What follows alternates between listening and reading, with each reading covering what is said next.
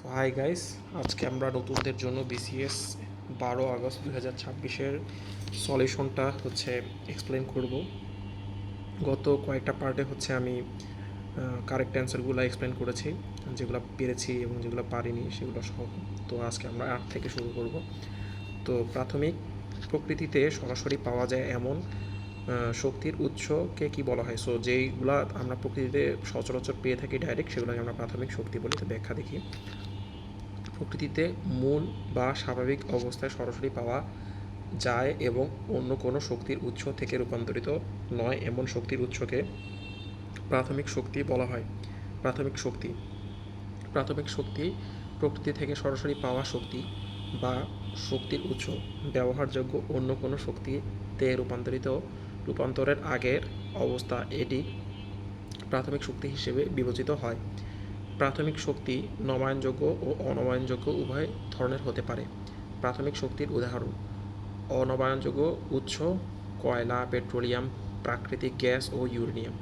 নবায়নযোগ্য উৎস সূর্যালোক, বায়ু, প্রবাহিত পানি, ভূতাপ ও জৈব বস্তু। মাধ্যমিক শক্তি প্রাথমিক শক্তিকে রূপান্তর করে যে শক্তি বা শক্তিবাহক উৎপন্ন করা হয় তাকে মাধ্যমিক শক্তি বলা হয়। উদাহরণ বিদ্যুৎ ও হাইড্রোজেন, যেমন কয়লা, প্রাকৃতিক গ্যাস, পানি ও সূর্যালোক ব্যবহার করে বিভিন্ন উৎপন্ন বিদ্যুৎ বিভিন্ন যেমন কয়লা, প্রাকৃতিক গ্যাস, পানি বা সূর্যালোক ব্যবহার করে বিদ্যুৎ উৎপন্ন করা যায়। তাই বিদ্যুৎ প্রকৃতি থেকে সরাসরি আহরিত প্রাথমিক উৎস নয়, এটি একটি মাধ্যমিক শক্তিবাহক। শক্তি রূপান্তরের উদাহরণ: কয়লার রাসায়নিক শক্তি তাপ শক্তিতে রূপান্তরিত হয়, তারপর যান্ত্রিক শক্তি, এরপর তড়িৎ শক্তি পাওয়া যায়। এখানে কয়লা হলো প্রাথমিক শক্তির উৎস এবং বিভিন্ন উৎপন্ন বিদ্যুৎ হলো মাধ্যমিক শক্তি। অন্যান্য অপশন: মাধ্যমিক শক্তি প্রাথমিক শক্তিকে রূপান্তর করে উৎপন্ন শক্তি বা শক্তিবাহককে মাধ্যমিক শক্তি বলা হয়। বিদ্যুৎ এর প্রধান উদাহরণ: যান্ত্রিক শক্তি কোনো বস্তুর গতি ও অবস্থানের কারণে যে শক্তি থাকে তাকে যান্ত্রিক শক্তি বলা হয়। রূপান্তরিত শক্তি এটি কোনো নির্দিষ্ট মানসম্পন্ন শক্তির শ্রেণীর নাম নয়। এক রূপ থেকে অন্য রূপের পরিবর্তিত শক্তিকে সাধারণভাবে রূপান্তরিত শক্তি বলা যেতে পারে। সুস্থ প্রাপ্তবয়স্ক মানুষের ধমনী রক্তের স্বাভাবিক পিএইচের মান কত? তো আমরা জানি রক্ত ক্ষারীয়, তবে পিএইচ হবে 3.35 থেকে 7.35 থেকে 7.45। সুস্থ প্রাপ্তবয়স্ক মানুষের ধমনীর রক্তের স্বাভাবিক পিএইচের মান 7.35 থেকে 7.45। এর গড় মান 7.40। রক্তের অম্ল ক্ষার ভারসাম্য: পিএইচ কোনো দ্রবণের হাইড্রোজেন আয়ন বা H+ এর ঘনত্বের পরিমাপক। পিএইচ 7 নিরপেক্ষ, তাই প্রায় 7.40 পিএইচ এর রক্ত সামান্য ক্ষারীয়। রক্তের পিএইচ খুব সংকীর্ণ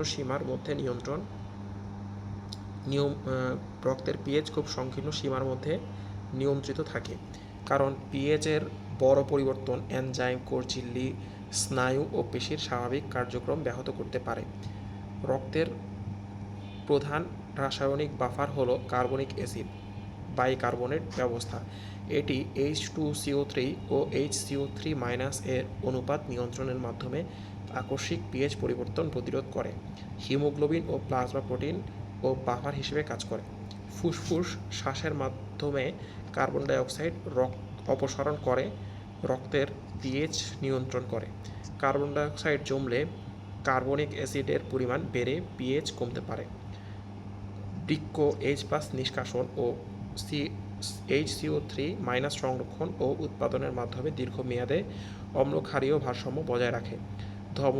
ধমনীয় রক্তের পিএইচ 3.35-এর নিচে নেমে গেলে অ্যাসিডিয়া এবং 3.45-এর উপরে উঠে গেলে অ্যালকামিয়া বলা হয়। নিউক্লিয় বিভাজন কি ঘটে? নিউক্লিয় বিভাজনে একটি ভারী নিউক্লিয়াস ভেঙে অপেক্ষাকৃত হালকা নিউক্লিয়াসে পরিণত হয়। নিউক্লিয় বিভাজনে একটি ভারী পরমাণুর নিউক্লিয়াস ভেঙে দুটি বা ততোধিক অপেক্ষাকৃত হালকা নিউক্লিয়াস বিভক্ত হয়ে বিপুল পরিমাণ শক্তি নির্গত হয়। নিউক্লিয় বিভাজনে ইউরেনিয়াম 235 বা প্লুটোনিয়াম 239 এর মতো ভারী নিউক্লিয়াস সাধারণত একটি নিউট্রন শোষণ করে অস্থিতিশীল হয়ে পড়ে। অস্থিতিশীল নিউক্লিয়াসটি ভেঙে অপেক্ষাকৃত হালকা দুটি নিউক্লিয়াস, কয়েকটি নিউট্রন এবং বিপুল পরিমাণ শক্তি উৎপন্ন করে, যেমন ইউরেনিয়াম 35 প্লাস নিউট্রন, হালকা নিউক্লিয়াস সমূহ প্লাস 2 বা 3টা নিউট্রন প্লাস শক্তি। শৃঙ্খল বিক্রিয়া: বিভাজনের সময় নির্গত নিউট্রন অন্য ভারী নিউক্লিয়াসে আঘাত করে নতুন বিভাজন ঘটাতে পারে। এভাবে ধারাবাহিকভাবে বিভাজন চলতে থাকে। একে নিউক্লিয় শৃঙ্খল বিক্রিয়া বলা হয়। পারমাণবিক বিদ্যুৎ কেন্দ্রে এই বিক্রিয়াকে নিয়ন্ত্রিতভাবে পরিচালনা করা হয়। বিভাজনের আগে ও পরে মোট ভরের সামান্য পার্থক্য ঘটে। এ ভর আইনস্টাইনের E=mc² সম্পর্ক অনুযায়ী শক্তিতে রূপান্তরিত হয়।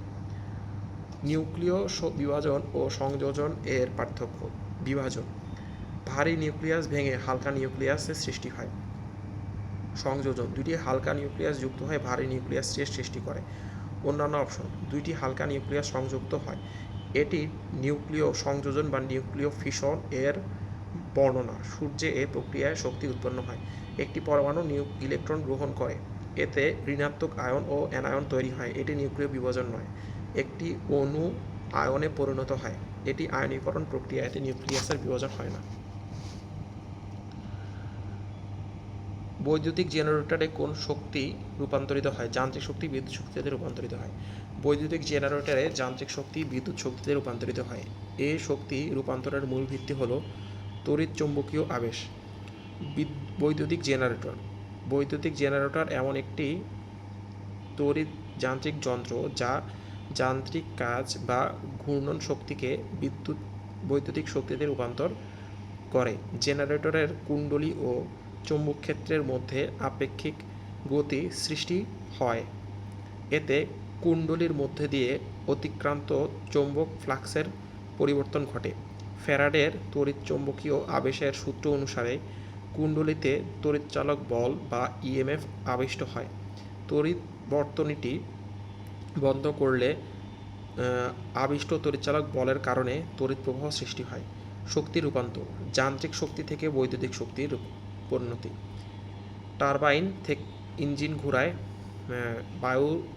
টারবাইন ইঞ্জিন, বায়ু চাকা বা জলচাকার ঘূর্ণন থেকে জেনারেটর যান্ত্রিক শক্তি গ্রহণ করতে পারে। জেনারেটর সেই ঘূর্ণন শক্তিকে বৈদ্যুতিক শক্তিতে রূপান্তরিত করে। বিভিন্ন জলবিদ্যুৎ কেন্দ্র শক্তির রূপান্তর। জলবিদ্যুৎ কেন্দ্র: পানির অভাব ও গতিশক্তি। টারবাইনের যান্ত্রিক শক্তি বৈদ্যুতিক শক্তিতে রূপান্তরিত হয়। বায়ু বিদ্যুৎ কেন্দ্র: বায়ুর গতিশক্তি টারবাইনের যান্ত্রিক শক্তি পরে বিদ্যুৎ শক্তিতে রূপান্তরিত হয়। তাপবিদ্যুৎ কেন্দ্র: জ্বালানির রাসায়নিক শক্তি তাপশক্তিতে রূপান্তরিত হয়। বাষ্প গতিশক্তি পরে টারবাইনের যান্ত্রিক শক্তি বৈদ্যুতিক শক্তিতে রূপান্তরিত হয়। পারমাণবিক বিদ্যুৎ কেন্দ্র: নিউক্লিয় শক্তি তাপশক্তিতে রূপান্তরিত হয়, পরে টারবাইন যান্ত্রিক শক্তি, পরে বৈদ্যুতিক শক্তিতে রূপান্তরিত হয়। জেনারেটর ও মোটরের মধ্যে পার্থক্য। জেনারেটর যান্ত্রিক শক্তি থেকে বিদ্যুৎ শক্তিতে রূপান্তর করে। মোটর বৈদ্যুতিক শক্তিকে যান্ত্রিক শক্তিতে রূপান্তর করে। অন্যান্য অপশন: বৈদ্যুতিক শক্তি থেকে যান্ত্রিক শক্তি, এটি বৈদ্যুতিক মোটরের প্রধান রূপান্তর। রাসায়নিক শক্তি থেকে তাপশক্তি, এটি জ্বালানি দহনের সময় এ রূপান্তর ঘটে। তাপ বিদ্যুৎ কেন্দ্রে এটি জেনারেটরের আগে একটি ধাপ, কিন্তু জেনারেটরের নিজস্ব শক্তি রূপান্তর নয়। আলোক শক্তি থেকে রাসায়নিক শক্তি: সালোক সংশ্লেষণ প্রক্রিয়ায় উদ্ভিদ আলোক শক্তিকে রাসায়নিক শক্তিতে রূপান্তর করে। প্রাপ্তবয়স্ক মানুষের কঙ্কালতন্ত্র সাধারণত কতটি অস্থির সমন্বয়ে গঠিত? প্রাপ্তবয়স্ক মানুষের কঙ্কালতন্ত্র সাধারণত 206টি অস্থির সমন্বয়ে গঠিত। প্রাপ্তবয়স্ক মানুষের কঙ্কালতন্ত্র সাধারণত 206টি অস্থির সমন্বয়ে গঠিত। মানব কঙ্কালতন্ত্র: কঙ্কালতন্ত্র দেহের অভ্যন্তরীণ কাঠামো তৈরি করে এবং দেহকে নির্দিষ্ট আকৃতি, দৃঢ়তা ও অবলম্বন দান করে। মানুষের এই কঙ্কাল দেহের অভ্যন্তরে অবস্থান করায় একে অন্তঃকঙ্কাল বলা হয়।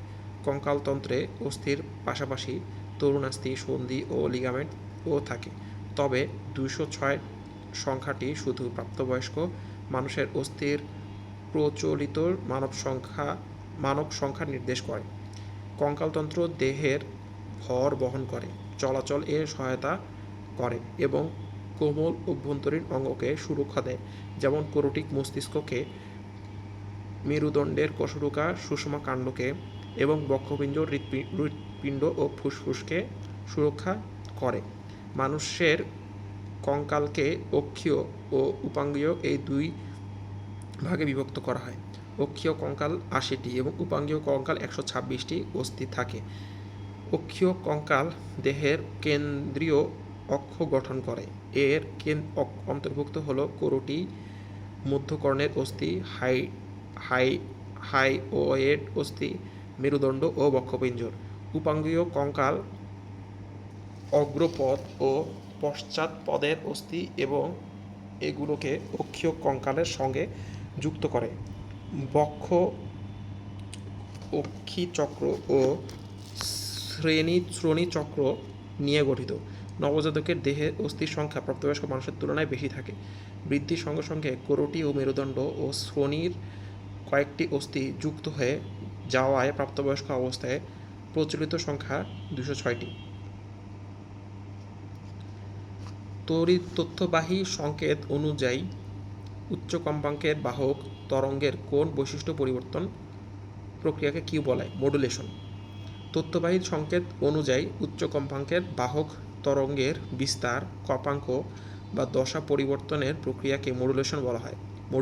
মডুলেশনে নিম্ন কম্পাঙ্কের তথ্যবাহী সংকেত বা মেসেজ সিগন্যাল ব্যবহার করে একটি উচ্চ কম্পাঙ্কের ক্যারিয়ার ওয়েভ এর নির্দিষ্ট বৈশিষ্ট্য পরিবর্তন করা হয়। শব্দ, সঙ্গীত, ছবি কিংবা ডিজিটাল তথ্যকে বেতার যোগাযোগ ব্যবস্থায় প্রেরণের উপযোগী করতে মডুলেশন ব্যবহার করা হয়। মডুলেশন সম্পন্নকারী বর্তনী বা যন্ত্রকে মডুলেটর বলা হয়। মডুলেশনের প্রধান প্রকার: অ্যামপ্লিটিউড মডুলেশন বা AM, তথ্য সংকেত অনুযায়ী বাহক তরঙ্গের বিস্তার বা অ্যামপ্লিটিউড পরিবর্তিত হয়। ফ্রিকোয়েন্সি মডুলেশন বা FM, তথ্য সংকেত অনুযায়ী বাহক তরঙ্গের কম্পাঙ্ক পরিবর্তিত হয়। ফেজ মডুলেশন বা PM, তথ্য সংকেত অনুযায়ী বাহক তরঙ্গের দশা বা ফেজ পরিবর্তিত হয়।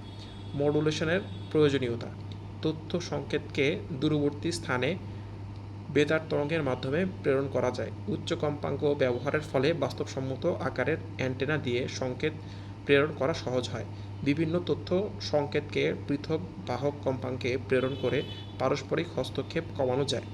এই যোগাযোগ মাধ্যমে একাধিক সংকেত প্রেরণের ব্যবস্থা করা সম্ভব হয়। যোগাযোগ ব্যবস্থায় সংকেতের ধাপ, তথ্য সংকেত প্লাস উচ্চ কম্পাঙ্কের বাহক তরঙ্গ, মডুলেটেড সংকেত প্রেরণ।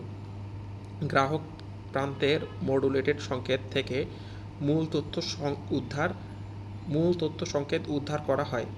এই বিপরীত প্রক্রিয়াকে ডিমডুলেশন বলা হয়। অন্যান্য অপশন: রেকটিফিকেশন, পরিবর্তী তড়িৎ প্রবাহ বা এসিকে একমুখী তড়িৎ প্রবাহ বা ডিসিতে রূপান্তর এর প্রক্রিয়া। ডিমডুলেশন, গ্রাহক প্রান্তের মডুলেটেড বাহক তরঙ্গ থেকে মূল তথ্য সংকেত উদ্ধার করার প্রক্রিয়া। এটি মডুলেশন এর বিপরীত প্রক্রিয়া। রেজোন্যান্স, কোনো ব্যবস্থায় প্রকৃত কম্পাঙ্ক তার স্বাভাবিক কম্পাঙ্কের সমান হলে বৃহৎ কম্পাঙ্কের বিস্তারের কম্পন সৃষ্টির ঘটনাকে রেজোন্যান্স বা অনুরণন বলা হয়। তো আজকে এই পর্যন্তই থাক। নেক্সট ক্লাসে আমরা পরবর্তী কোশ্চেনগুলো ডিসকাস করব। আসসালামু আলাইকুম, ধন্যবাদ।